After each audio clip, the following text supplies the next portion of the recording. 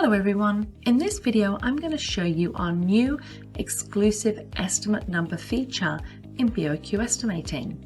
So we're going to start here in a BOQ estimate, and as you can see we don't have any recipes or BOQ items yet. So we're going to jump in and build our first estimate using our add recipe widget. So we're going to create a build a trend estimate. So we'll select our recipes for build a trend, click on next, and we're going to choose our charge out rates, and here we're going to choose our estimate number 1. And there we go, there's the 3 items. Now I'm going to assume that this client has asked me to provide 2 quotation options, one for 12 hours worth of training, but another one for 6 hours worth of training. So first of all, I'll just edit this recipe and identify that this one is for 12 hours by updating the title. So there we go, I can see that this is the 12-hour one.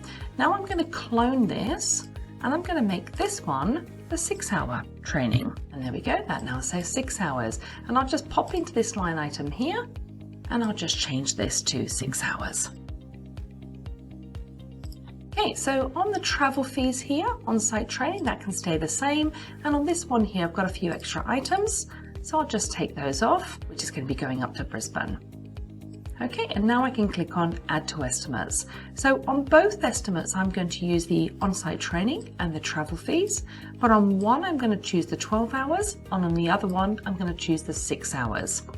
And now the widget's just creating my recipes and my BOQ items. And there we go. Over here in the menu, you can now see that I've got 4 recipes, and there's all the underlying BOQ items. So we're going to jump into our new Manage Estimate Numbers widget. And there we can see our 10 BOQ items. So now what I want to do is split these between my estimate number 1 and my estimate number 2, but I want them to both be linked to the same inquiry. So I'll choose my estimate number 2 and I'm going to select the 6-hour training item. I'm going to also choose the training fees and the travel. So if I save that now to my estimate number 2, okay, I now have 10 items on estimate number 1 and 7 items on estimate number 2.